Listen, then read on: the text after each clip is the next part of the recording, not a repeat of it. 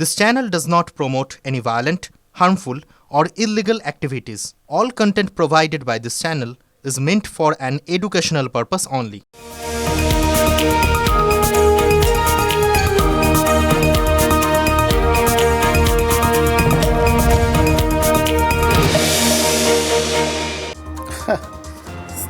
দুটো বিখ্যাত সিনেমার দুটো বিখ্যাত গান, বিখ্যাত সব জুটি, কিন্তু বিশ্বাস করুন, না সিনেমা, না তার গান, না তার অভিনেতা অভিনেত্রী, কোনোটা নিয়েই আমার বিশেষ মাথা ব্যথা নেই।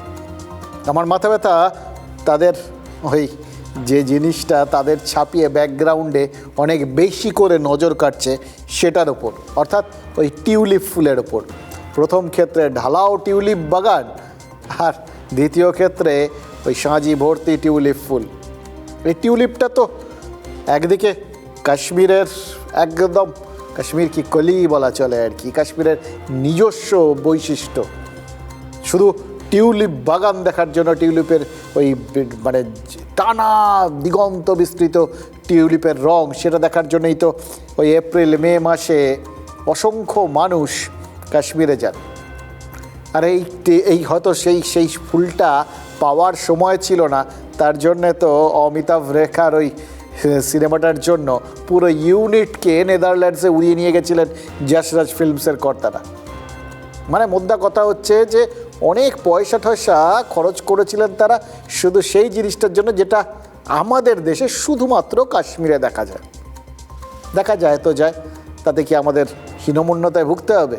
একদম না। কারণ ওই তৃতীয় ছবিটা যেটা দেখলেন, সেটা কোথাকার জানেন? আমাদের নদিয়ার ফুলিয়ার। এবং যেটা দেখলেন সেটা একদম ঠিক। যদি এরপর কোনো দিন কষ্ট করে এপ্রিল মে মাসে আপনি কাশ্মীরে যেতে না পারেন, নেদারল্যান্ডস তো ছেড়েই দিন, তাহলে নদিয়ার ফুলিয়ায় চলে যাবেন। কারণ নদিয়ার ফুলিয়াতেও তো টিউলিপ ফুটেছে। এইটাই তো সব থেকে বড় কথা, সব থেকে বড় খবর, বাংলায় টিউলিপ পাওয়া যায়। এবার এটাকে যদি আপনি বলেন যে এ তো পুরো উলট পুরাণ, আমাদের এখানে এরকম টিউলিপ ফুটতে পারে নাকি, কেউ তো জানতো না। তাহলে তাই উলট পুরাণই হচ্ছে চারপাশে। বাংলায় হয়তো সব কিছুই উল্টো মতো হচ্ছে। এবছর নদিয়ার ফুলিয়ায় ওই টিউলিপ ফোটার মতোই তো উলট পুরাণ হয়েছে ওই উত্তর 24 পরগনার অশোকনগর আর পুরুলিয়ার ঝালদার আর বান্দোয়ান, ওই জায়গাগুলোতেও। বাংলাটা এবার পুরো উলট পুরাণের জায়গা হয়ে গেছে। এই জায়গাগুলোকে দেখলেই বুঝবেন। অশোকনগরে কী হচ্ছে জানেন? আস্ত একটা বাগানে থোকা থোকা কমলা লেবু হয়ে ঝুলছে। আর পুরুলিয়ার ওই ঝালদার বান্দোয়ান, সেখানে কয়েকদিন আগে স্নো ফ্রস্ট দেখে লোকে ভেবেছিল আরে বরফ পড়ছে। ভাবুন একবার, ফুলিয়ায় টিউলিপ, অশোকনগরে কমলা লেবু, আর বান্দোয়ান বা ঝালদার বরফ। এরপরেও যদি বলেন যে এখানে এখন পুরো উলট পুরাণের সিজন চলছে, তাহলে কি খুব ভুল বলা হবে? এবার সেটা যদি না বলেন তাহলে তো আশ্চর্য হব, কারণ যেটা এতদিন হয়নি সেটা হচ্ছে।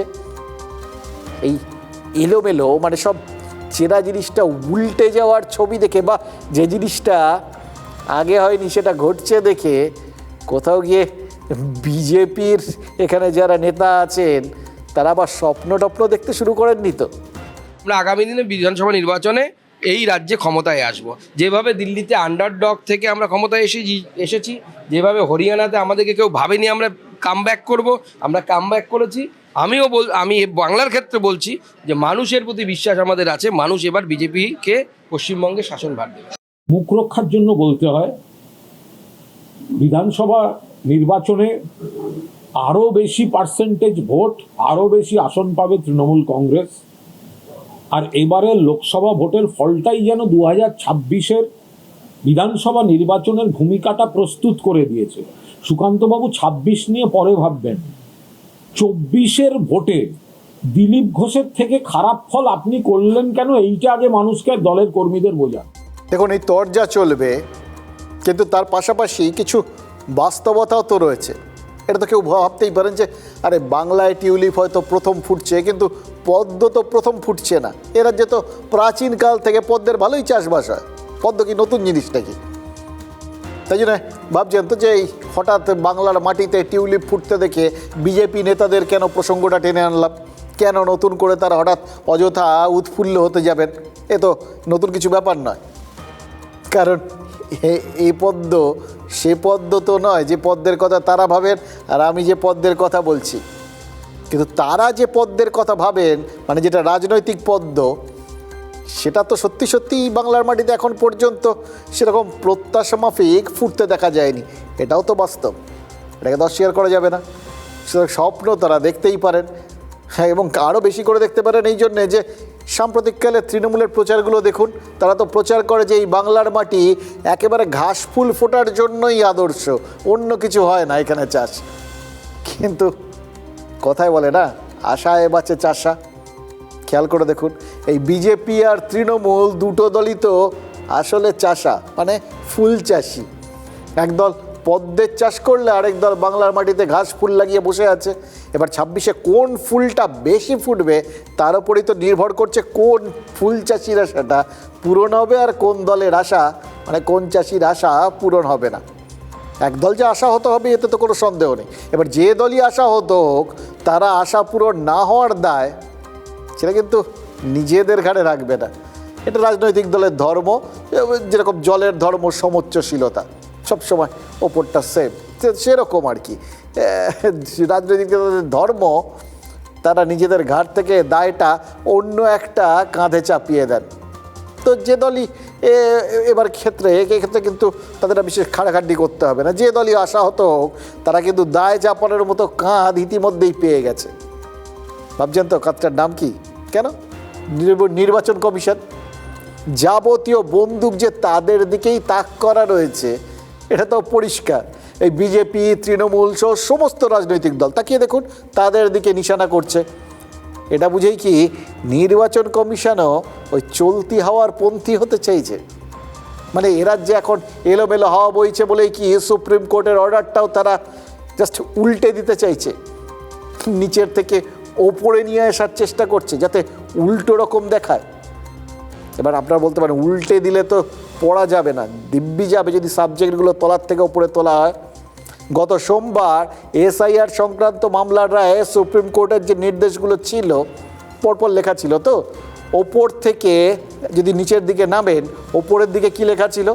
লজিক্যাল ডিসক্রিপেন্সির তালিকা প্রকাশ করার নির্দেশ, পঞ্চায়েত অফিস, ব্লক অফিসে সেই তালিকা টাঙানোর নির্দেশ, কতদিন সময় দেওয়া হবে তার নির্দেশ।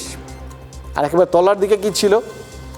রাজ্যের ডিজিপিকে আইন শৃঙ্খলা সুনিশ্চিত করার নির্দেশ। এবার কমিশন কি করলো?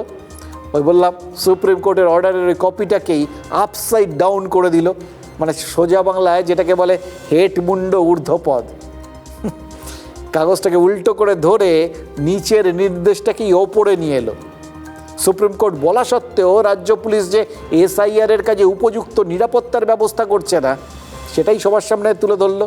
এবং সব থেকে বড় কথা, মুখ্যমন্ত্রীর আচরণেই যে পুলিশ আইন শৃঙ্খলার বিষয়টাকে গুরুত্ব দিচ্ছে না, এটা হলফনামায় উল্লেখ করে রাজ্যের ওপর পাল্টা চাপ তৈরি করে দিল কমিশন।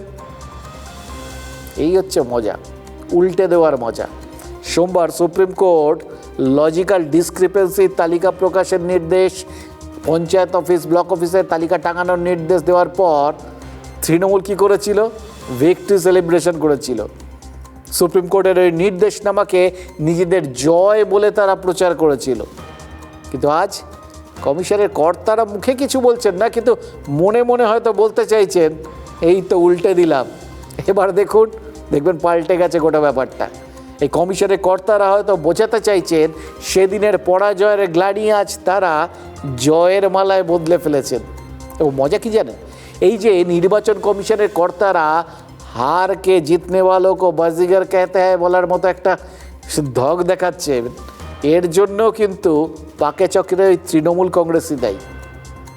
কেন বলছি? দেখুন, দশচক্রে যেরকম ভগবান ভূত হয় না, তেমনি এই রাজ্যে পাকে চক্রে তৃণমূলের প্রধান প্রতিপক্ষই হয়ে যাচ্ছে তো কমিশন। আজকে উত্তর দিনাজপুরের ইটাহারে ওই এসআইআরের শুনানি কেন্দ্রে হামলা হয়েছে, যথারীতি শুনানি বন্ধ করে দিতে হয়েছে। এবার সেই ঘটনার যাবতীয় দায় বলুন, দায়িত্বে বলুন, এগুলো সব কিন্তু তৃণমূলের স্থানীয় বিধায়ক মোশাররফ হোসেন মাথা পেতে নিয়েছেন। এবার নেতা যখন গিলোটিনে মাথা গলিয়েই ফেলেছেন, তখন দল কি করে বাঁচবে একবার ভেবে দেখুন তো। শুনানিতে ডাক পেয়েছিলেন স্ত্রী, আর সেই আতঙ্কে ইটাহারের বাসিন্দা এক পরিযায়ী শ্রমিক চান্দু সরকার আত্মহত্যা করেছেন বলে অভিযোগ উঠেছে। আর সেই অভিযোগে স্থানীয় তৃণমূল বিধায়ক মৃতদেহ সমেত অ্যাম্বুলেন্সটা শটান ঢুকিয়ে দিয়েছিলেন ওই শুনানি কেন্দ্রে। দাবি করেছিলেন কমিশনকে এই মৃত্যুর দায় নিতে হবে। এবার নেতা যত বলেন, কর্মীরা যে তার শতগুণ বলবেন, এটাই তো আজকের নিয়ম। সুতরাং বিধায়ক যখন ওই মৃতদেহ নিয়ে কমিশনকে হুঁশিয়ারি দিচ্ছিলেন, তখন তার অনুগামীরা শুনানি কেন্দ্রে তাণ্ডব করে দিয়েছেন। এবার খেয়াল করেননি, তারা যা করছেন তার দায় তো আগের থেকেই তাদের দলনেত্রীর কাঁধে চাপিয়ে রেখে দিয়েছে কমিশন। যা করবেন, যেখানে যা পুজো দেবেন, মানে যেখানে যা গণ্ডগোল করবেন আর কি, তারা হয়তো দলনেত্রীর কথা মাথায় রেখেই ওখান থেকে ফুল টুল ছুড়বেন, কিন্তু ঘুরে যে সেগুলো সত্যি সত্যিই তাদের দলনেত্রীর পায়ে যাতে পড়ে সেই ব্যবস্থাটা কমিশন করে রেখে দিয়েছে, সেটা হয়তো সবার খেয়াল নেই। মমতা বন্দ্যোপাধ্যায় নিজে এসআইআরের কাজে যুক্ত মাইক্রো অবজারভারদের হুমকি দিচ্ছেন, তার মনোভাবের কারণেই বাংলার পুলিশ এই শুনানি কেন্দ্রে পর্যাপ্ত নিরাপত্তার ব্যবস্থা রাখছে না। একথা তো কমিশন ইতিমধ্যেই সুপ্রিম কোর্টে বলে বসে আছে, মনে আছে আপনাদের? এবার এটা সম্ভবত কী জানেন তো, এটা হয় এত কাণ্ড কারখানায় ব্যস্ত থাকেন তো, সব কাজে ব্যস্ত থাকলে মাথা কাজ করার সময় পায় না। এটা সম্ভবত ওই জন্যেই ইটাহারের বিধায়ক বা তার অনুগামী কেউই মনে রাখেননি। ফলে কমিশন বোঝাতে পারছে এক মাঘে শীত যায় না। সোমবার যদি তৃণমূল প্রাথমিকভাবে খুশি হয়, তাহলে এখন সুপ্রিম কোর্টের নির্দেশকে কমিশন নিজেদের দিকে ঘোরাচ্ছে। হয়তো মনে মনে ভাবছে, মাঘ যেরকম শেষ হয় না, তেমনি আবার বসন্তও তো আসে, ভুলে যাবেন না। বসন্ত কাল থেকে ধরুন তাদের জন্য আজ থেকেই হয়তো এসে গেছে। ভাঙচুর হচ্ছে শুনানি কেন্দ্রে। শুনানিতে আসা মানুষ যে যেদিকে পারছেন পালাচ্ছেন। এটাই উত্তর দিনাজপুরের ইটাহারের শুনানি কেন্দ্রের ছবি। আত্মহত্যা করেছেন বছর 51 চান্দু সরকার। ইটাহার থানার পতিরাজপুর অঞ্চলের চান্দুর মৃত্যু হতেই মাঠে নেমে পড়েন তৃণমূল বিধায়ক মোশাররফ হোসেন। শুরু হয়ে যায় অ্যাকশন। ইটার হাই স্কুলে শুনানি ক্যাম্পে ভাঙচুর হয়, 12 নম্বর জাতীয় সড়কে বিক্ষোভ হয়। সব জায়গায় নেতৃত্ব দেন বিধায়ক এবং তৃণমূল সংখ্যালঘু সেলের চেয়ারম্যান মোশাররফ। বিজেপি পার্টি, নির্বাচন কমিশন দানব, ভয়ঙ্কর দানব এরা। আমি আগেই বলেছিলাম এদের লাশ দরকার, লাশ চাই। কত লাশে সন্তুষ্ট হবে বিজেপি? এদের দোসর কংগ্রেস আর এই নির্বাচন কমিশন। যে পুলিশ ট্রেন থেকে আসা কর্মীদের টেনে নামাতে পারে, চাকরির দাবিতে আসা শিক্ষকদের চ্যাংদোলা করে তুলতে পারে, বিরোধীদের মিছিল দেখলেই দুর্গ বানাতে পারে, তারাই এসআইআরে এমন গুটিয়ে বসে আছে কেন? প্রশ্ন তুলছেন বিরোধীরা। কোনো এসআইআর আতঙ্কে কারোর মৃত্যু হয় না। এটা প্যানিক তৈরি করছে। বিভিন্ন প্রৌঢ়দের, বৃদ্ধাদেরকে নিয়ে যাওয়া হচ্ছে, তাদের জন্য অন্য ব্যবস্থা আছে। এই ধরনের প্যানিক তৈরি করে মানুষকে ভয় দেখানোর চেষ্টা করছে। একজন মহিলা ARO, যিনি BLRO ইটাহার ব্লকে, তাকে শারীরিক নির্যাতন করা হয়েছে। ভয়ঙ্কর ভিডিও ফুটেজ আমার কাছে আছে, তার মোবাইল ভাঙা হয়েছে। তিনি হাউ হাউ করে কাঁদছেন, একজন WBCS অফিসার। না, সুপ্রিম কোর্টের নির্দেশের পরও যদি নির্বাচন কমিশন তাদের অ্যাটিটিউড না বদল করে, তারা যদি হ্যারাসমেন্ট চালিয়ে যায়, তো মানুষের ক্ষোভ তৈরি হচ্ছে। এখন আমরা কোনো গোলমাল সমর্থন করি না, পছন্দ করি না। আমরা মানুষের ক্ষোভগুলোকে বোঝাচ্ছি, আপনারা মুখ বুজে সহ্য করুন। প্রতিবাদ তো মমতা বন্দ্যোপাধ্যায় করছেন। এই হয় জানেন তো, যত দোষ নন্দ ঘোষের মতো এই রাজনৈতিক দলগুলো সুবিধে বুঝে যত দোষ জনতার ঘাড়ে চাপিয়ে দেয়। এই যে কুণাল ঘোষ, যেটাকে জনতার স্বতঃস্ফূর্ত প্রতিবাদ বললেন, সেটা যদি জনতার স্বতঃস্ফূর্ত প্রতিবাদ হয়েও থাকে, তবুও তো এর দায়টা তৃণমূলের ঘাড়ে চাপানো বিজেপি বা নির্বাচন কমিশনের পক্ষে খুব একটা কঠিন নয়। তারা যেখানেই চাপান, এরা তো ওই একটা ঘাড়ি খুঁজে নেবে। এই এসআইআর শুরুর থেকে আজ পর্যন্ত নির্বাচন কমিশনের বিরুদ্ধে লড়াইটাকে তো ধাপে ধাপে একেবারে আন্দোলনের পর্যায়ে নিয়ে গেছে তৃণমূল, দেখেছেন তো। এখন যখন সেই আন্দোলন বিভিন্ন জায়গায় আক্রমণাত্মক হয়ে যাচ্ছে, তখন তৃণমূল বলছে যা হচ্ছে মানুষ করছে। কিন্তু মাটি মানুষের দল মানুষকে দিয়েই এটা করাচ্ছে, এটা বলার জন্য বিজেপি বা কমিশনকে খুব বেশি কষ্ট করতে হচ্ছে কি? এই যে মুর্শিদাবাদের ফারাক্কায় বিডিও অফিসে ভাঙচুর হয়েছিল, এসআইআরের শুনানি নিয়ে প্রতিবাদ, আর সেখানেও এক তৃণমূল বিধায়কের নেতৃত্বেই তো সেই প্রতিবাদটা ক্রমশ গুন্ডামির চেহারা নিয়েছিল। অস্বীকার করার কিছু নেই, চোখের সামনে ঘটেছে, সবাই দেখেছেন। এবার সেই ঘটনায় ফারাক্কার বিডিওকে এফআইআর করতে বাধ্য করেছিল কমিশন। বিডিও কাদের বিরুদ্ধে এফআইআর করেছিলেন? অপরিচিতদের বিরুদ্ধে। স্বাভাবিক, বিডিওরদের মতো সাধারণ মানুষরা তারা যে চোখের সামনে কাউকে আর চিনতে পারেন না, তারা তো সেই সিনেমাটা যেদিন থেকে দেখেছেন মাস্টারমশাই আপনি কিন্তু কিছু দেখেননি, সেদিন থেকে তারা বুঝে নিয়েছেন দেখতে নেই, তারা দেখেন না। কিন্তু তা সত্ত্বেও পুলিশ তো গ্রেফতার করেছিল, এবং যাদের পুলিশ গ্রেফতার করেছিল তারা যে তৃণমূলেরই ঘরের লোক, অজ্ঞাত পরিচয়রা যে তৃণমূলেরই লোক, সেটা ফারাক্কার বিধায়ক ওই মনিরুল ইসলাম প্রমাণ করে ফেলে দিয়েছেন। হয়তো গ্রেফতার হওয়ার সময় বোঝা যায়নি, কিন্তু ছাড়া পাওয়ার সময়, জামিন পাওয়ার সময় বোঝা গেছে। ফারাক্কা বিডিও অফিসে ভাঙচুরে অভিযুক্তরা তারা যখন জামিন পেলেন তাদের ফুলের মালা পরিয়ে বীরের সম্মান দিয়েছে তৃণমূল। ফলে কি হলো? যেখানে যেখানে এসআইআরকে কেন্দ্র করে গোলমাল হচ্ছে, সেই সমস্ত গোলমালকে একটা স্বীকৃতি দেওয়া হয়ে গেল। দেখুন, এসআইআর মানে কি? এসআইআরটা এই মুহূর্তে মানুষজনের কাছে একটা স্বীকৃতি, ভোটদানের স্বীকৃতি, নাগরিকত্বের স্বীকৃতি। আর এসআইআর বিরোধী আন্দোলনটা, এই ভাঙচুরগুলো, সেগুলো কি হয়ে গেল? সেগুলো হয়ে গেল একটা যথার্থ আন্দোলনকারীর স্বীকৃতি। ওই জন্যই যারা ভাঙচুর করেছেন, এবার যদি তারা সবাই ওই ফুলমালার জন্য উৎসাহিত হয়ে আরও বেশি করে ভাঙচুর করেন, দোষ দেওয়া যাবে? দেখুন, এসআইআর বিরোধী আন্দোলনে মানুষ যাই করুক সেটা তৃণমূল স্বীকৃত, এটা তো বুঝিয়ে দিলেন এরা। আর এখানেই প্রশ্ন, তৃণমূল না হয় এসআইআরের শুনানি পর্বে মানুষের ক্ষোভকে রাজনৈতিকভাবে ব্যবহারের চেষ্টা করছে, কিন্তু তাদের কৌশল, সেটা কি বুমেরাং হচ্ছে? তাদের কৌশল যে তাদের বিরুদ্ধেই ব্যবহার হচ্ছে, এটা কি কেউ মাথায় রাখতে চাইছেন না, না মাথায় রাখছেন না? যদি জেনে বুঝে মাথায় না রাখেন তাহলে তো সেই প্রসঙ্গটাই উঠবে, যেরকম মাথায় না রাখেন এরকম বন্ধু থাকার থেকে অন্য শত্রু থাকা ভালো। দেখুন, কমিশন যতবার আদালতে প্রশ্নের মুখে পড়বে, ওই যেরকম কুণাল ঘোষ বললেন কমিশন হেনস্থা চালিয়ে যাচ্ছে আদালতের নির্দেশের পরেও, এগুলো নিশ্চয়ই তাদের আইনজীবীরা গিয়ে পরে আদালতে বলবেন। আর ততবার কমিশন তারা ওই বাংলার প্রশাসনিক সাহায্য যে পাওয়া যায় না, এবং এই প্রশাসনিক সাহায্যটা উল্টে, মানে নিষ্ক্রিয় থেকে সাহায্য করে যে উল্টে তৃণমূল কংগ্রেসকে এসআইআরের কাজে বাধা দিতে সাহায্য করছে, মানুষ যে তার জন্য হয়রানির শিকার হচ্ছে, এটা কমিশন বলে যাবে। এবং এই সব ক্ষেত্রে দায়টা তারা চাইবে কোথায় নিয়ে যেতে? ওই মমতা বন্দ্যোপাধ্যায়ের ওপর নিয়ে যেতে। এটা তো হলফনামা দিয়েই পরিষ্কার করে দিয়েছে নির্বাচন কমিশন।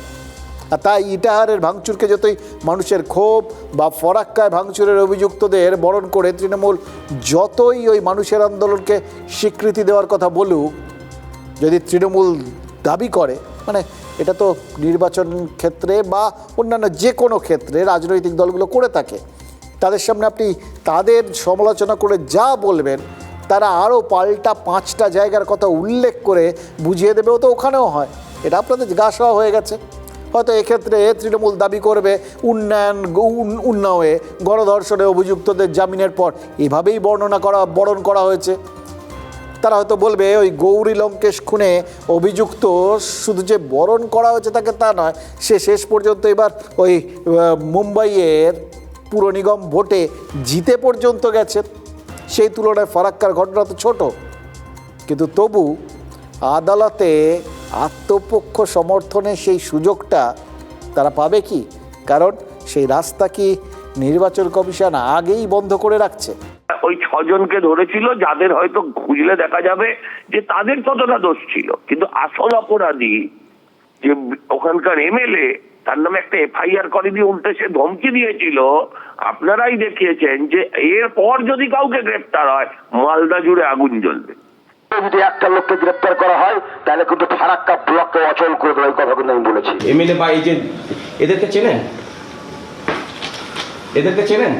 পুলিশ তার অ্যাকশন নিচ্ছে। এটা একটা স্থানীয় সেন্টিমেন্টের বিষয়। এসআইআর এর ঘটনাটায় মানুষ যেভাবে ক্ষুব্ধ, মানুষ সহ্য করেছেন, আমরা বলছি ভোটে জবাব দেবেন। এখন পার্টিকুলার কোনো একটা জায়গায় যদি কোনো ব্যতিক্রমী ঘটনা ঘটে থাকে, সেটা সম্পূর্ণ বিচ্ছিন্ন ঘটনা। বিচ্ছিন্ন ঘটনাটাও যে একটা ঘটনা, সেটা তো আমরা প্রতি পদেই টের পাচ্ছি। দেখুন এখন পর্যন্ত যা খবর, ফরাক্কায় বিডিও অফিসে ভাঙচুরে বিধায়কের নাম করে তো কোনো অভিযোগ এখন পর্যন্ত দায়ের হয়নি। কমিশন বলেছিল আজকের মধ্যে এফআইআর করতে, কিন্তু এখন পর্যন্ত এরকম কোনো এফআইআর হয়েছে এটা তো শোনা যায়নি। তাহলে কেন হামলাকারীদের এরকমভাবে ফুলের মালা দেওয়া হলো, এটার প্রশ্ন নেই। এর বদলে বরং প্রশ্ন করা উচিত কেন ভাঙচুরে অভিযুক্তদের ফুলের মালা দিয়ে বরণ করা হবে না। কারণ হামলাগুলো হয়েছে বলেই তো তৃণমূল বলতে পারছে কমিশন মানুষকে হেনস্থা করছে। মানুষ হেনস্থা হবে আর মাটি মানুষ তার প্রতিবাদ করবে না, হয় নাকি? ফলে কমিশনের কারণে যেরকম হামলাকারীরা পথে নামতে পেরেছে বা পারছে, তেমনই তো হামলাকারীদের জন্য তৃণমূলও পথে নামতে পেরেছে বা পারছে। কিন্তু মুশকিল হচ্ছে এক্ষেত্রে তৃণমূলের নিশানা যেরকম কমিশন আছে, তেমনি বিজেপিও তো আছে। ফলে একবজ্ঞা কমিশন আক্রান্ত হবে বা নির্বাচনের কাজ ঘিরে বিশৃঙ্খলা তৈরি হবে, এসআইআর কাজ যারা করছেন তারা ভয়ে সিটিয়ে থাকবেন, সেটা কি হয়? এক যাত্রায় পৃথক ফল তো হতে পারে না। তাই বিজেপিও কি কিছুটা মাসুল গুনছে? বাঁকুড়ার ওন্দায় রাতের অন্ধকারে বিজেপির মিডিয়া সেলের নেতা তাপস বারিকের বাড়ি আর দোকানে হামলা চলেছে। অভিযোগের তীর যথারীতি তৃণমূলের বিরুদ্ধে। অভিযোগ উঠেছে যে ভাঙচুর আর লুটপাট করা হয়েছে। বিজেপি নেতাকে নাকি সপরিবারে খুনের চেষ্টা হয়েছিল বলে অভিযোগ করা হয়েছে যে বাড়ির দরজা আটকে শেকল তুলে দিয়ে পেট্রোল ঢেলে পুড়িয়ে মারার চেষ্টা হয়েছে। কারা করেছে? বিজেপি বলছে তৃণমূল। আর তৃণমূল তারা কিন্তু এক্ষেত্রে মানুষের ওই স্বতঃস্ফূর্ত ক্ষোভের কথা আর বলছে না, বরং তাদের দাবি বিজেপির কোন্দলের কারণেই ওন্দার ওই বিজেপি নেতা নাকি আক্রান্ত হয়েছে। গোষ্ঠীদ্বন্দ্বই নাকি তাকে পুড়িয়ে মারার চেষ্টা করেছে। দেখুন, পাল্টা দাবি এগুলো কি প্রমাণ করছে? ঘটনাটা তো সত্যি, ঘটনার সঙ্গে রাজনীতি জড়িত এটাও সত্যি। আমরা শুধু অন্য কথা ভাবছি। আপনাদের মনে আছে সাম্প্রতিককালে ওই বাংলাদেশ থেকে একটা খবর এসেছিল, বিএনপি নেতার বাড়িতে এইভাবে শেকল তুলে দরজা বন্ধ করে পেট্রোল ছিটিয়ে আগুন জ্বালিয়ে দেওয়া হয়েছিল, আর সেই আগুনে পুড়ে মারা গেছিল ওই নেতার দুটো বাচ্চা মেয়ে। এরপরও যদি বলি বাংলাদেশের যাবতীয় খারাপ জিনিসগুলো আস্তে আস্তে অনুপ্রবেশ করছে আমাদের এখানে, এটাকে অবিলম্বে অনুপ্রবেশ রোখা দরকার, খুব ভুল বলা হবে। দেখুন, এটা তো পরিষ্কার, কাল সরস্বতী পুজো, আমাদের বসন্তের শুরু, এইভাবে আপনারা দেখতে পারেন। কিন্তু বসন্তের সঙ্গে সঙ্গে নির্বাচনও যে জাগ্রত দ্বারে, এটাও তো বুঝিয়ে দিচ্ছে এই ঘটনাগুলো। দেখুন, এই মানসিকতা সত্যিই যদি রাজনৈতিক দলগুলোর মধ্যে ঢুকে থাকে, সেটা যদি প্রতিপক্ষ রাজনৈতিক দল সম্পর্কে হয় বা নিজেদের দলের ভেতরেই বিপক্ষ গোষ্ঠীর সম্পর্কে হয়, যা হয় দেখার দরকার নেই, রাজনীতির মধ্যে তো এটা হচ্ছে। তাহলে কিন্তু বিশ্বাস করুন, সিঁদুরে মেঘ দেখা ছাড়া উপায় থাকে কি? কোন রাজ্যে এবং কোন যুগে বসবাস করছি, যেখানে একজন সাধারণ বিজেপির কর্মী সে বাড়ি বিজেপি করার জন্য তার বাড়িতে আগুন লাগিয়ে পুড়ে মারার যে চক্রান্ত তৃণমূল কংগ্রেসের দুষ্কৃতিকারীরা করছে, আমরা পুলিশ প্রশাসনের কাছে অতি সত্বর, যেহেতু 3-4 জায়গায় সিসি ক্যামেরা লাগানো আছে, যাতে তাদেরকে গ্রেপ্তার করা হয়, নচেত আমরা আগামী দিন তার বৃহত্তম আন্দোলনে আমরা নাম। বিজেপির একটা স্বভাবে দাঁড়িয়ে গেছে কিছু ঘটনা ঘটলে তৃণমূলকে দোষারোপ করা। এরা রাজনৈতিকভাবে দেউলিয়া হয়ে গেছে। ওনাতে বিজেপির গোষ্ঠীদ্বন্দ্ব মাথাচাড়া দিয়েছে। যেখানে ঘটনাটি ঘটেছে সেখানে বিজেপি কর্মীরা পৌঁছানোর আগে সেই অঞ্চলে তৃণমূল কংগ্রেসের নেতৃত্ব সহ আমাদের সমস্ত কর্মীরা সেই ব্যক্তির পাশে গিয়ে দাঁড়ায়। অন্তর্কলহের জেরে এটা ঘটেছে কিনা আমি প্রশাসনকে অনুরোধ করব সেটাও তদন্ত করার জন্য। ঘটনার ঘন ঘটায় ওই বাংলা আর বাংলাদেশের রাজনীতিটা এক হয়ে গেছে। ওখানে বিএনপি নেতার বাড়িতে হামলার ঘটনার দায় স্বীকার করেননি শাসক ইউনূস, বলেছিলেন স্থানীয় গোলমালের কথা। আর ওন্দায় তৃণমূল স্থানীয় বিজেপির অন্দরের গোলমালকে দায়ী করছে। এবার দায় এড়ানোর এই কৌশল তো এসআইআরেও চলছে। গোলমালের দায় কার? তৃণমূল বলছে কমিশনের দায়। এবার কমিশন যেহেতু এসআইআর করছে, তাদের ওপর যেহেতু দায় চাপানো যাচ্ছে, সেহেতু তৃণমূল প্রতিবাদে নামতে পারছে। একইভাবে দেখতে গেলে ইডি সিবিআই একের পর এক তদন্ত করছে বলেই তো তৃণমূল বলতে পারছে যে বাংলাকে হেনস্থা করা হচ্ছে। গত 8ই জানুয়ারি আইপ্যাকের অফিসে হানা দিয়েছিল ইডি, মনে আছে আপনাদের? এবার ইডি যতই বলুক যে কয়লা কেলেঙ্কারির তদন্ত, তৃণমূল সেটাকে কোন জায়গায় নিয়ে গেছে? তৃণমূল সেটা তাদের বিরুদ্ধে চক্রান্তর অভিযোগ করেছে। তৃণমূলের অভিযোগ কি? SIR এর নামে যেভাবে মানুষকে হেনস্থা করা হচ্ছে, সেভাবে তদন্তের নামেও মামাটি মানুষকে হেনস্থা করছে ইডি। খেয়াল করে দেখুন, দুটো সম্পূর্ণ ভিন্ন ধর্মী জিনিসকে এক জায়গায় কীভাবে নিয়ে চলে এসছে রাজনীতি, এবং দুটোকে কেন্দ্রীভূত করা হয়েছে হেনস্থার অভিযোগে। লক্ষ্য কোথায় করে দেওয়া হচ্ছে? সাধারণ মানুষকে। মানে গোটা ব্যাপারটার মধ্যে তৃণমূল কিন্তু নেই কোথাও। যাবতীয় যা হচ্ছে এই ইডি করুক, কমিশনই করুক, তারা আসলে সাধারণ মানুষের সাথে করছে। তৃণমূল কোথায়? তারা তো ঘুমিয়ে রয়েছে নিশ্চিন্তে। এবার খেয়াল করে দেখুন, সেদিন ইডি আইপ্যাক অফিসে গেছিল বলেই তো মুখ্যমন্ত্রী মমতা বন্দ্যোপাধ্যায় গেছিলেন, মানে ছুটে যেতে পেরেছিলেন আর কি। এইভাবে দেখলে আরও সহজ হয়ে যায় বোঝাটা। এবার ইডি হানা দিয়েছিল বলেই তৃণমূলও পথে নেমে প্রতিবাদ দেখানোর সুযোগ পেয়েছিল। মানে ভোটের আগে কতগুলো বাড়তি সুবিধা তৃণমূল পেয়ে গেছে ভাবুন সব। তাহলে কেউ তাকে সেই পরিস্থিতিটা তৈরি করে দিল। আজ ইডির ডিরেক্টর কলকাতায় এসছেন, 2 দিন থাকবেন তিনি। এবার কমিশন আর কেন্দ্রীয় এজেন্সি দুইয়ের কারণেই তার মানে রাস্তায় থাকতে পারছে তৃণমূল, এবং এজন্য তারা কি এই যে ডিরেক্টর এসছেন তার জন্য ফুলমালায় স্বাগত জানানোর ব্যবস্থা করেছিলেন, করতে পারতেন, কিন্তু এবার হয়তো প্রকাশ্যে করা যেত না, তার জন্য রাজনৈতিক বিভিন্ন বাধা বিপত্তি ছিল। কিন্তু মনে মনে কি তারা একবারও থ্যাংক ইউ বলেননি ওই ইডির ডিরেক্টরকে? কারণ ইডির ওই একটারেই তো তৃণমূলের গা থেকে ওই কয়লা কেলেঙ্কারির দাগটাই মুছে গেছে। আমি কি এমনি বলছি? আপনারা বলুন, আপনাদের সেটা মনে হচ্ছে না? আচ্ছা, ইডিরও কি মনে হচ্ছে যে তারা আসলে ঠিক কোন কেলেঙ্কারির তদন্তে নেমেছিল? মানে তারা যে আসলে এই কয়লা কেলেঙ্কারি তদন্ত করছিলেন সেই জন্যে হানা দিয়েছিলেন, এটা কি তাদের আদৌ মনে আছে? থাকা কিন্তু খুব কঠিন। এই দেখুন, এখন তারপর থেকে যা যা হয়েছে তাতে কয়লা কেলেঙ্কারি কোথায়? সে তো ব্যাক বেঞ্চার হতে হতে স্কুল থেকে বেরিয়ে চলে গেছে। এই যে আগামী 3রা ফেব্রুয়ারি শীর্ষ আদালতে শুনানি, সেটা কি নিয়ে? মুখ্যমন্ত্রীর ওই ফাইল ছিনিয়ে নেওয়া নিয়ে। ফাইলটা ছিনিয়ে তিনি ঠিক করেছেন না ভুল, সেইটা নিয়ে। অথচ দেখুন, ছিল কয়লা কেলেঙ্কারি, ছিল রুমাল, হয়ে গেছে বেড়াল। এবার এক্ষেত্রে বিজেপির কিন্তু রাগ হতে পারে। বিজেপি কি চেয়েছিল? কয়লা কেলেঙ্কারিতে তৃণমূলের নেতারা ধরা পড়ুন। এটাই তো সাম্প্রতিককালে তাদের জন্য বলার সব থেকে বড় একটা রাস্তা। সেই কবে থেকে ওই নিয়োগ দুর্নীতি নিয়ে একের পর এক তৃণমূলের নেতা মন্ত্রী তারা জেলে ঢুকেছেন, আর বিজেপি ওইটাকেই পুরোটা তৃণমূলের গায়ে লেপেছে। এবার সেটা মাঝখানে একটুখানি ধামাচাপা পড়েছিল, উল্টে ওই যারা জেলে গেছেন তারা সব আস্তে আস্তে জামিন পেয়ে যাচ্ছিলেন। সুতরাং এখন নতুন করে কেউ ধরা না পড়লে ওই দুর্নীতির বিষয়গুলো তো সামনে আনা যাচ্ছিল না। সেটা তারা নিশ্চিতভাবেই মনে মনে চাইছিলেন যে ওখানটায় কয়লা কেলেঙ্কারি তদন্ত হোক, কেউ না কেউ গ্রেফতার হোক। কিন্তু তার বদলে কি হলো? তৃণমূল নেত্রীর একটা পদক্ষেপে কয়লা দুর্নীতিটাই ওই ফাইলে আটকে গেল। আর সেই ফাইল সাজাতেই কলকাতায় এলেন, মানে বাংলায় এলেন ইডির ডিরেক্টর, সঙ্গে 3 আইনি পরামর্শদাতা। এবার দেখুন, ইডির এই ডিরেক্টর রাহুল নবীন এর আগে কবে এসেছিলেন শেষবার?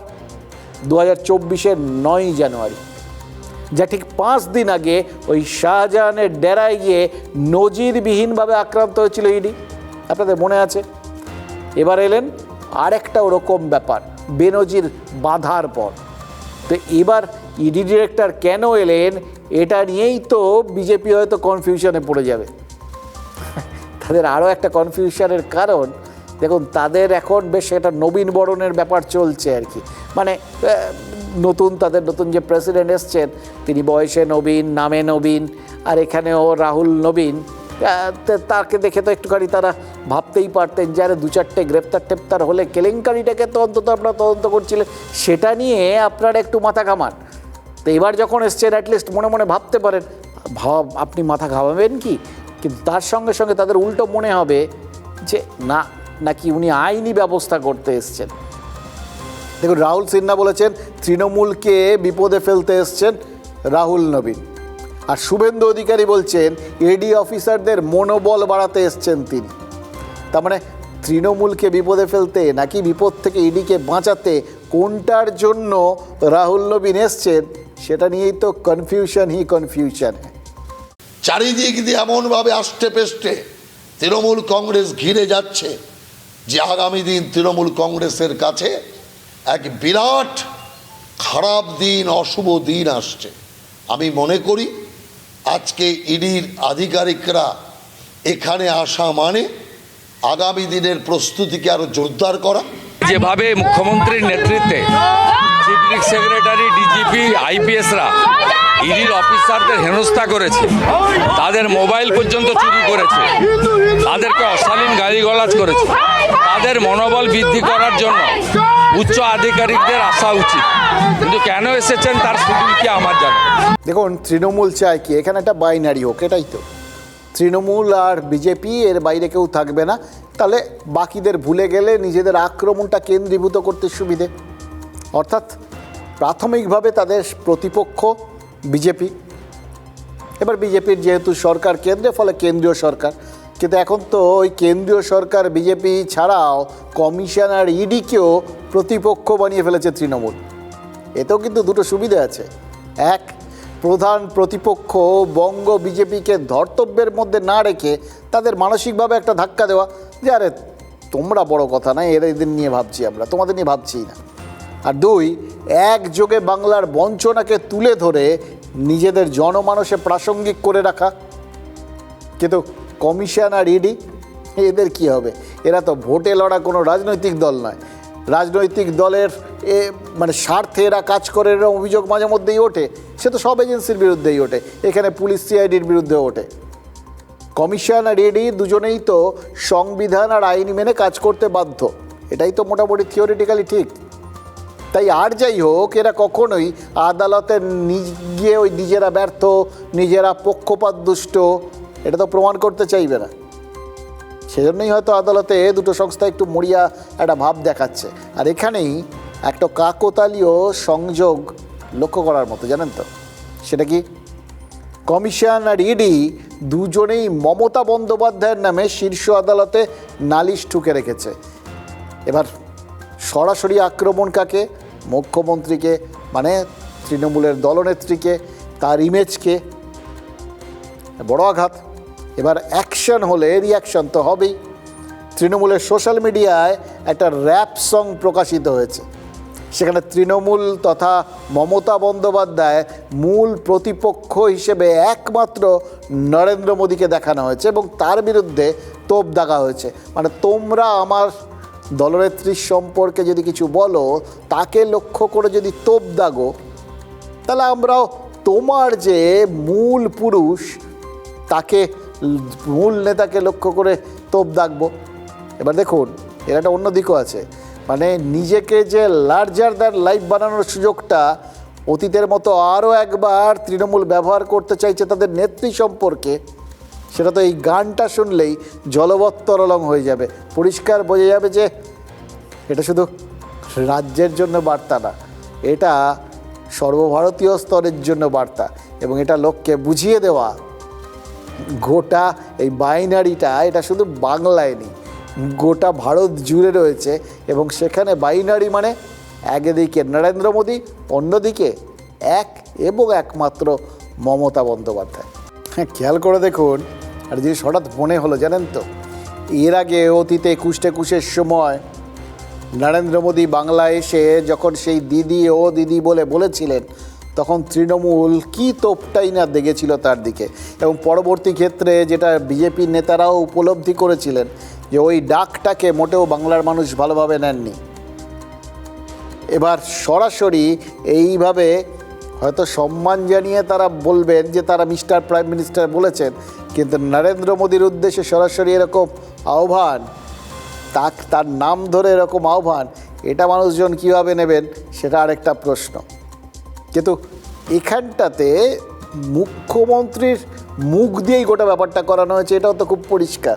শুরু তিনি করলেন, তারপর থেকে সেটাই চললো, অর্থাৎ পুরোটাই কোট আন কোট তিনি করছেন।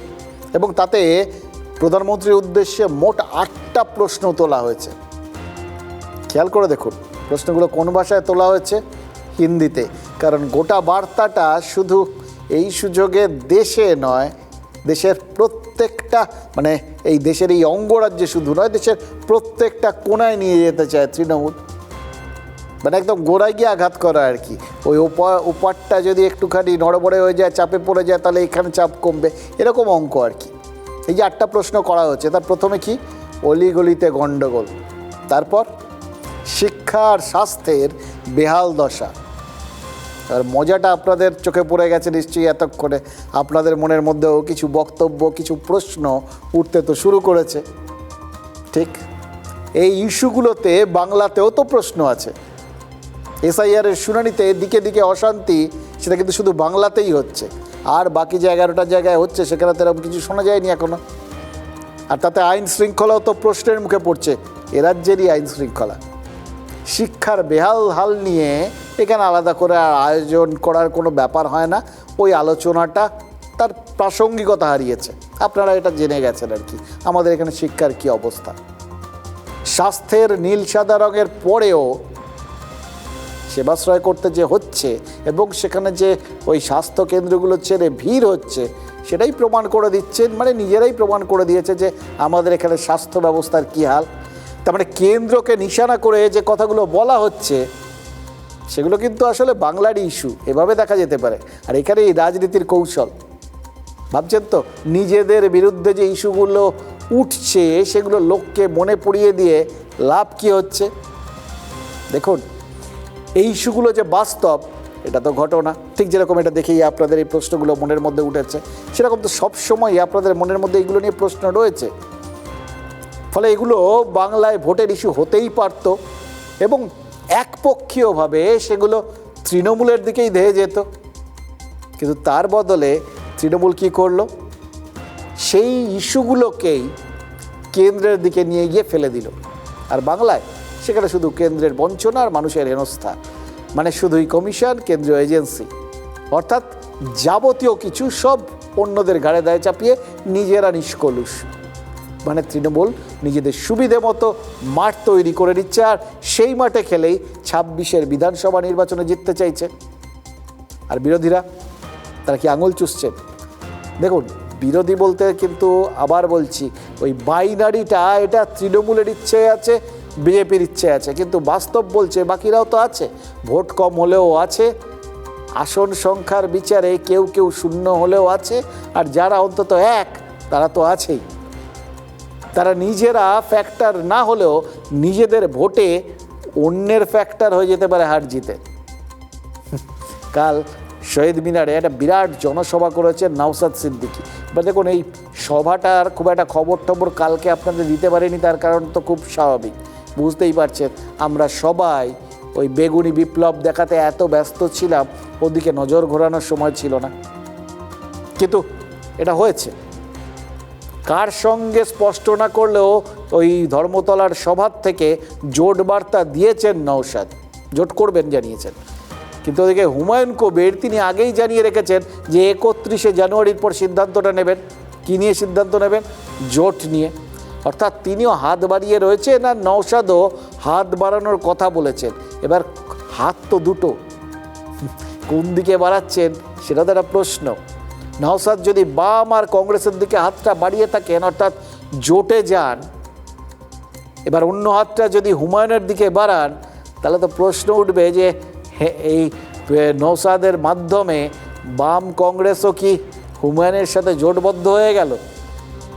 কারণ হুমায়ুনের নতুন দলের আত্মপ্রকাশের মঞ্চে আইএসএফ ছিল, আবার হুমায়ুনের দলের সঙ্গে একটা অন্যদিকে হাত বাড়ানোর ব্যাপার তো রয়েছে। মানে হুমায়ুনের একটা হাত যদি নওশাদের দিকে বাড়ানো হয়ে থাকে, তাহলে আরেকটা হাত যে মিমের দিকে বাড়ানো নেই সেটাও তো গ্যারান্টি দিয়ে বলা যাচ্ছে না। তাহলে হাতে হাতে মিলে কি লম্বা একটা চেন তৈরি হলো, একটু খেয়াল করে দেখুন তো। ওপাশে মিম থেকে ওই হুমায়ুন হয়ে নওশাদ হয়ে বাম কংগ্রেস সব জুড়ে যেতে পারে একদিকে। হবে কি হবে না জানি না, এগুলো তত্ত্বের কথা, সম্ভাবনার কথা। বাম কংগ্রেস, আইএসএফ, হুমায়ুন, মিম সব মিলে গেলে তখন তো এটাকে মহাজোট বলতে হবে, তাই না? এবার বাম কংগ্রেস তারা কিন্তু নীতিগতভাবে বিজেপির বিরুদ্ধে। এবার আইএসএফ হুমায়ুনের সঙ্গে যদি মিলে যায় আর তার সঙ্গে যদি মিম জোটে, এর মধ্যে মিমের একদম একবজ্ঞা ছাপ হচ্ছে তারা নাকি ওই যেখানে মুসলিম ভোট থাকে একজোট হয়ে সেখানটায় জোট ভোট কেটে বিজেপির সুবিধে করে দেয়। আর এখানে যদি মিমের সঙ্গে আইএসএফ আর হুমায়ুনের দল মিলে যায়, তাহলে যদি সংখ্যালঘু ভোট তারা কাটে, কার সুবিধে? বিজেপির। তখন তো তাহলে প্রশ্ন দাঁড়াবে, তৃণমূলের ক্ষতি করতে গিয়ে বামেরা কি বিজেপির হাত শক্ত করবে? সমস্যা আরও আছে। হুমায়ুন যদি বলে মিমকে না নিলে জোটে থাকবো না, আইএসএফ যদি বলে কংগ্রেস থাকলে আমরা থাকবো না, অথবা বামেদের বাকি শরিক তারা যদি বলে হুমায়ুন বা নওশাদ থাকলে আমরাই থাকবো না, তাহলে কি হবে? আদৌ কি জোটটা হবে? অথচ মজাটা দেখুন, এই বিরোধী শক্তিটাই তৃণমূল আর বিজেপির সব দুজনের জন্যই ফ্যাক্টর। আজ বহরমপুরে গেছিলেন মোহাম্মদ সেলিম, মঞ্চের সামনে গিয়ে এক বাম সমর্থক কি দাবি করেছেন জানেন? কংগ্রেসের সঙ্গে জোট করবেন না ভুলেও। এবার এটা যদি হয় তাহলে তো আপনাদের ভাবতে হবে এটা মহাজোট না মহাবিপদ, মহাফ্যাসাদে তার মানে বামেরা। এবার সিপিআইএমে সাধারণত রাজ্যভিত্তিক জোটের প্রশ্নে রাজ্য কমিটিকে স্বাধীনতা দিয়ে দেয় কেন্দ্রীয় কমিটি, কিন্তু বিজেপি বিরোধিতাকে অগ্রাধিকারের প্রশ্নে সিপিআইএমের কাঠামোতন্ত্রে যে ডেমোক্রেটিক সেন্ট্রালিজম রয়েছে, তাতে রাজ্যের সিদ্ধান্ত আর কেন্দ্রীয় নীতির মিল না হলে ভোটাভুটি হয়। যা মনে হচ্ছে জানেন তো, তাতে ভোটে লড়তে গিয়ে নিজেদের মধ্যেই শেষ পর্যন্ত হয়তো ভোটাভুটিতে যেতে হতে পারে সিপিআইএমকে।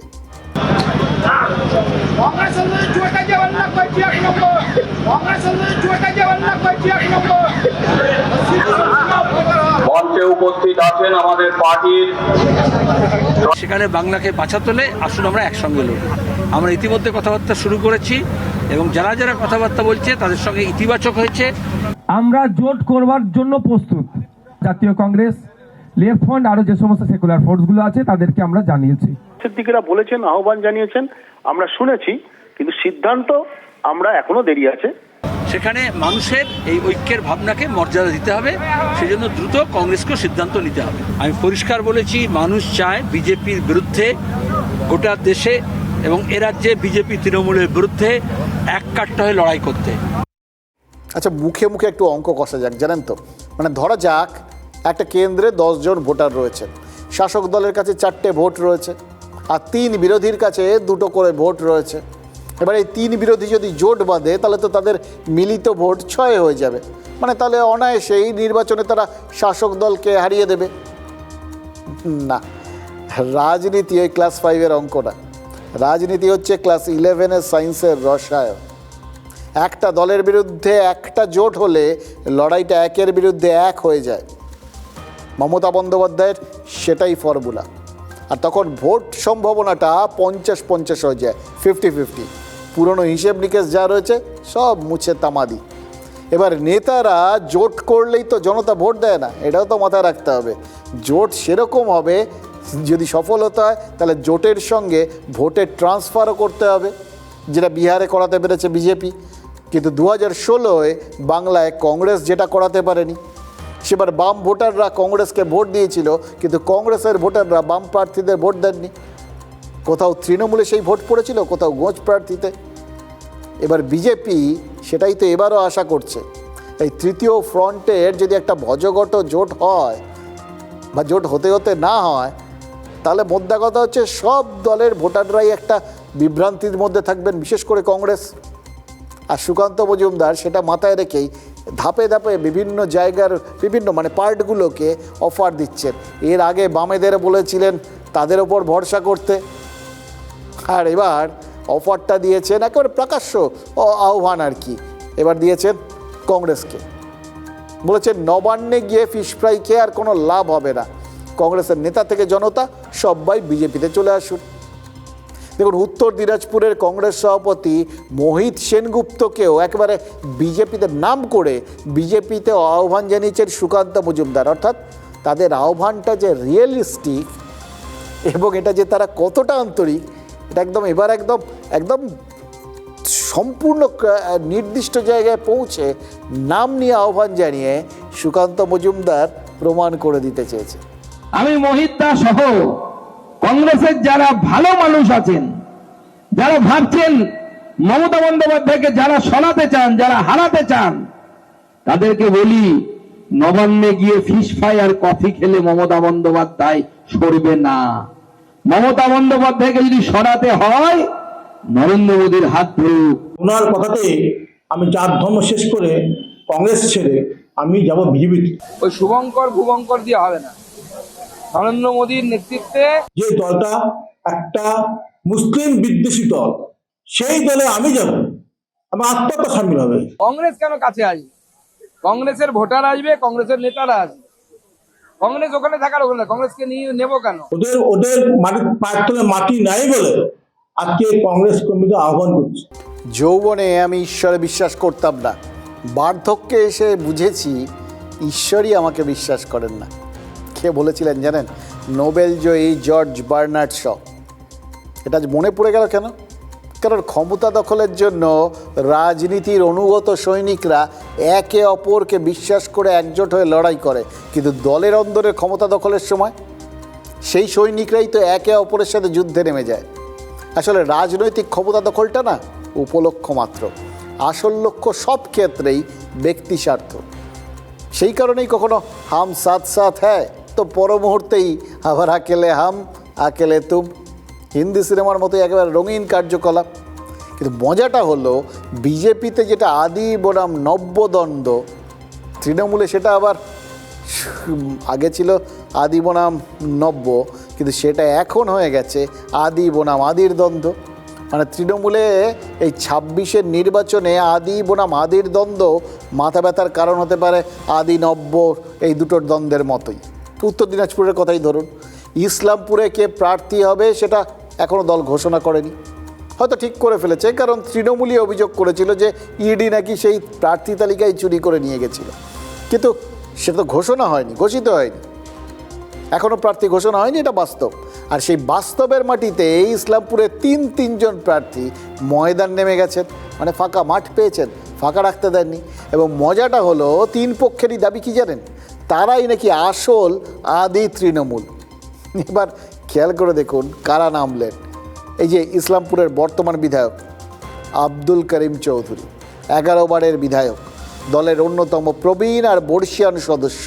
তাই বারবার বিতর্কে জড়ালেও এই আদি নেতাকে বাদ দেয়নি দল। এবার আব্দুল করিমের প্রতিদ্বন্দ্বীকে হওয়ার কথা যদিও বিজেপির, কিন্তু তার প্রতিপক্ষ যে জেলা সভাপতি ওই কানাইয়ালাল আগরওয়াল, সেটা তো সবাই জানে, নতুন কথা না। আর সেই কানাইয়ালাল আগরওয়াল তিনিও প্রার্থী হবেন বলে আদা জল খেয়ে ইতিমধ্যেই মাঠে নেমে গেছেন। নিজে সরাসরি বলছেন না, কিন্তু তার উপস্থিতিতে প্রার্থী হওয়াটা প্রায় ঘোষণা করে দিচ্ছেন তার অনুগামীরা, যেটা দেখে আবার আব্দুল করিমের অনুগামীরা ক্ষেপে লাল। এই লাল রঙটা অবশ্য পছন্দ করেন না তারা। হ্যাঁ, এরই মধ্যে আরেক আদি নেতা বক্সিং রিংয়ে নেমে গেছেন। উত্তর দিনাজপুরের তৃণমূল মাইনরিটি সেলের সভাপতি আদি তৃণমূল নেতা জাভেদ আক্তার বলে বসেছেন 98 সাল থেকে দলে আছেন, তাই নতুন প্রার্থী হলে তিনি 98% পছন্দের পাত্র, মানে পছন্দের প্রার্থী আর কি। এবারে এসব দেখে শুনে জর্জ বার্নার্ড শ থেকে সুকুমার রায় সবই তো মনে পড়ে যাচ্ছে। সুকুমার রায় সেই আবল তাবলের সৎপাত্রের কথাটা মনে আছে আপনাদের? কবিতায় তাও একজন সৎপাত্র দেখেছিলাম। ইসলামপুর কিন্তু তিনজন সৎ প্রার্থী পেয়ে গেছে, মানে ইসলামপুর পেয়েছে কিনা জানি না, তৃণমূল তো পেয়ে গেছে। পিতা সমান কানাইয়ালাল যেভাবে মানুষের পাশে, দলের পাশে যেভাবে যতটা টাইম দেন, 100% আশাবাদী এবার ইসলামপুরে আমরা একটা নতুন মুখ পাবো, এটা আমাদের আশাবাদী। ওনাকে কারা কিভাবে কলকাতাকে ম্যানেজ করে টাউন সভাপতি করলো সেটাই তো আমাদের কর্মীদের কাছে আশ্চর্যের বিষয়। যে নিজেই দলের বিরোধিতা করে সে আবার প্রার্থী ঠিক করবে? প্রার্থী হিসাবে তো চাওয়া না চাওয়ার ব্যাপার না। ইসলামপুরে তো করিম চৌধুরী ছিল, আছে, আগামীতেও থাকবে। ইসলামপুর পৌরসভার পৌরপিতা মাননীয় কানাইয়ালাল সম্ভবত আমাদের ইসলামপুর বিধানসভার কেন্দ্রে নতুন মুখ যদি দল চায় কিনে দরকার আছে, সেই জায়গায় 1998 থেকে তো আমিও আছি দলের ভিতরে। বিধানসভা নির্বাচনে ইসলামপুর বিধানসভা থেকে প্রার্থী হবে সেটা দল ঠিক করবে।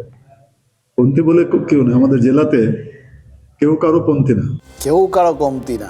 এবং কানাইয়ালাল আগরওয়াল যেভাবে বললেন যে তিনি কখনো কংগ্রেস করেননি, আজন্ম তৃণমূলেই রয়েছেন, সুতরাং তার মতো বুঝিয়ে দিলেন যে তৃণমূলপন্থী আর কেউ নেই।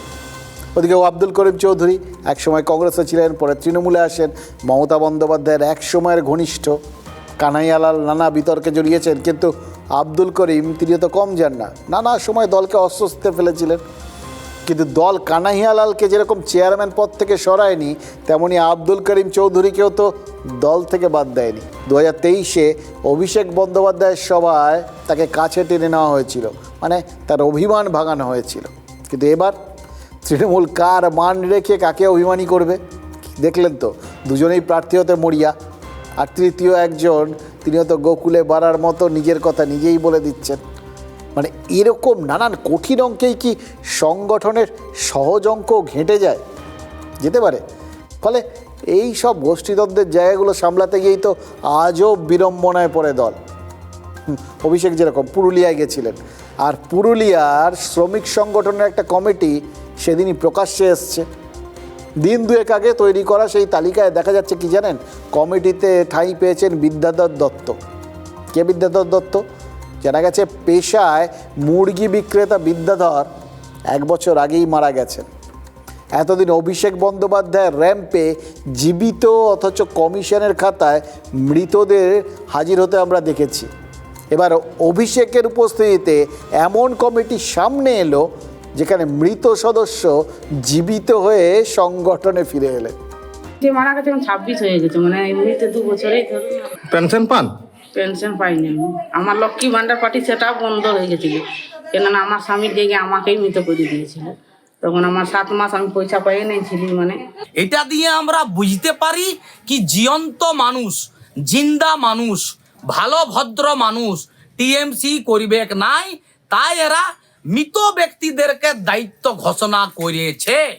যেটা হয়েছে সেটা ব্লক প্রেসিডেন্ট যে লিস্টটা পাঠিয়েছিল আমাকে, সেই লিস্টটা যখন পাঠিয়েছিল তখন সেই লোকটা জীবিত ছিল। সেটা আমরা কারেকশন করছি, আবার কারেকশন করে নতুন করে মারা তো গেছে দীর্ঘদিন আগে, সে যাই হোক, কিন্তু যেটা প্রবলেম সেটা তো অন্য জায়গায়। ওই বললাম, সংগঠন যদি অন্য কিছুতে ব্যস্ত থাকে তাহলে সংগঠনের কাজে আর সময় দেবে কোথায়? তাই ফাঁক দিয়ে এরকম যে সদস্য মারা গেছেন তিনি কমিটিতে বহাল তবিয়তে রয়ে গেছেন, নতুন কমিটিতে, তাকে নিয়েই কমিটি হচ্ছে। সবটাই জনতা জনার্দনকে একটা বার্তা দেওয়ার চেষ্টা আর কি, যাতে তারা সদয়ে ভোটটা দেন। কিন্তু সেই আশ্বাস বা ভালো কাজের মুখোশটা যদি ভোটের আগেই খুলে পড়ে তাহলে তো হিত বিপরীত হয়ে যাবে। ঠিক যেরকমটা হচ্ছে ওই বাঁকুড়ার সোনামুখীতে।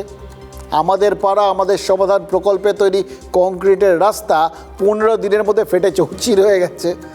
রাস্তা তৈরি নিয়ে কোথায় বাসিন্দারা শাসক দলের গুণ গাইবে, উল্টে ভোটের আগে আলোচনার বিষয় হয়ে গেছে যে এই রাস্তা তৈরিতে কে কত কাটমানি খেয়েছে। এই অভিযোগটা 2021-এর ভোটের আগে শুরু হয়েছিল দুয়ারে সরকার প্রকল্প। মানুষের প্রয়োজনীয় বিভিন্ন পরিষেবা ঘরে ঘরে পৌঁছে দেওয়ার কাজ হয়েছিল দুয়ারে সরকার থেকে। এবার ভোটের ফলাফলই বলে দিয়েছিল ওই প্রকল্পের ফসল ঘরে তুলতে পেরেছিল শাসক। এবার সেই অভিজ্ঞতা থেকেই হয়তো 26-এর ভোটের আগেও একই রাস্তায় পা বাড়িয়েছিল তৃণমূলের সরকার। শুরু হয়েছিল আমাদের পাড়া আমাদের সমাধান প্রকল্প। সেখানে পাড়ার কোন উন্নয়নে কত টাকা খরচ হবে সেটা নাকি বাসিন্দারাই ঠিক করবে। তো সেটা কি করবে না করবে তো পরের কথা, কিন্তু সেই ফর্মুলাতেই বাঁকুড়ার সোনামুখীতে রাস্তা তৈরিটাই সব থেকে জরুরি বলে বাসিন্দারা মনে করেছিলেন, নির্দিষ্ট করে দিয়েছিলেন, তৈরি হয়েছে। কিন্তু সেই রাস্তা উল্টে শাসক দলের দুর্নীতির অভিযোগকে রাস্তা দেখিয়ে নিয়ে চলে এসছে। আসলে ঠাকুর রামকৃষ্ণ বলতেন না, ভালোর ভান করাও ভালো, কারণ সেই ভালোর অভিনয়টা করতে গেলেও তো কিছু ভালো কাজ করতে হবে। কিন্তু ভানটার মধ্যেও যদি আরও বেশি ভান থাকে তাহলে তো মুখোশটা খুলে পড়ে, যার ফলে ধরা পড়ে যাওয়ার মাসুল দিতে হতে পারে ভোটের ময়দানে। কারণ কে না জানে, চুরিবিদ্যা মহাবিদ্যা যদি না পড়ো ধরা। আমাদের পাড়া আমাদের সমাধান সরকারি এই প্রকল্পে এলাকার রাস্তা কংক্রিট করে দেওয়ার পক্ষেই সওয়াল করেছিলেন বাঁকুড়ার সোনামুখী ব্লকের মুসলো গ্রামের বাসিন্দারা। দ্রুত রাস্তাও তৈরি হয়ে গিয়েছে, কিন্তু সেই রাস্তা তৈরি হতে না হতেই ভুল ভেঙেছে এলাকাবাসীর। না বেশি দিন অপেক্ষা করতে হয়নি, তৈরি হওয়ার 15 দিনের মধ্যেই চৌচির রাস্তা। বেনিয়ম আর নিম্নমানের সামগ্রী ব্যবহারের অভিযোগে সরব হয়েছেন এলাকাবাসী। নতুন রাস্তাটা করেছে তার মধ্যে রাস্তা গোটাটাই ফেটে মোড়ো মোড়ো ফেটে গেছে। মাল মহলা কম দিকে রাস্তাটা ফাটিয়ে দিয়েছে নাকি? দুর্নীতি হতেও পারে, অবশ্যই 100% দুর্নীতি হয়। বারবার ইঞ্জিনিয়ারকে কমপ্লেন করছি, ইঞ্জিনিয়ার কোনো কর্ণপাত করেনি। সরকারি প্রকল্পে তৈরি রাস্তার হকিকতটা সামনে চলে এসছে। বিজেপির অভিযোগ, শাসক দলের নেতাদের মোটা অঙ্কের কাটমানি দিতে গিয়েই রাস্তার এই হাল। ওটাতে প্রচুর পরিমাণে কাটমানি হয়েছে, নামে রাস্তা, বাকি টাকাটা পার্টি ফান্ডে, পার্টির নেতাদের হাতে, যেটা দিয়ে 2026-এর বিধানসভা নির্বাচন তারা লড়াই করবে। তো এটা শুধু মুসলো নয়, আগামী দিনে যেখানেই রাস্তা হবে সেখানেই নিম্নমানের কাজ হবে। স্থানীয় বাসিন্দা বা বিজেপি নেতারা অভিযোগ তুলছেন, তবে এ নিয়ে মুখ খুলতে চাননি তৃণমূলের নেতারা। তবে অভিযোগ খতিয়ে দেখে প্রয়োজনীয় পদক্ষেপের আশ্বাস দিয়েছেন বিডিও। ভাবা যায় জল ঢাললে পিচ উঠে যাচ্ছে। 2021-এ দুয়ারে সরকার এটা তৃণমূলকে ভোটের ময়দানে এগিয়ে দিয়েছিল। মানুষ যে এরকম একটা প্রকল্প চাইছিল সেটাও কিন্তু উঠে এসেছিল একটা সমীক্ষা থেকেই, যার নাম ছিল দিদিকে বলো। পরবর্তীকালে সাক্ষাৎকারে নিজেই সে কথা জানিয়েছিলেন তখনকার তৃণমূলের ভোট কৌশলী হিসেবে কাজ করা প্রশান্ত কিশোর। তার মানে মানুষের চাওয়া পাওয়া এগুলো কেন্দ্রিক যে প্রকল্পগুলো সেগুলো বাস্তবায়িত করতে পারলে নিঃসন্দেহে ফল পাওয়া সম্ভব, হাতে হাতে ফল। কিন্তু সেই প্রকল্পের বাস্তবায়নই যদি শাসনতন্ত্রের রোগ ব্যাধিগুলোকে সামনে নিয়ে আসে তখন কিন্তু শাসকের বিপদ। বাঁকুড়ার সোনামুখীর মতো তখন কিন্তু আমাদের পাড়া আমাদের সমাধান, তখন সমাধান না করে উল্টে সমস্যা হয়ে দাঁড়াবে।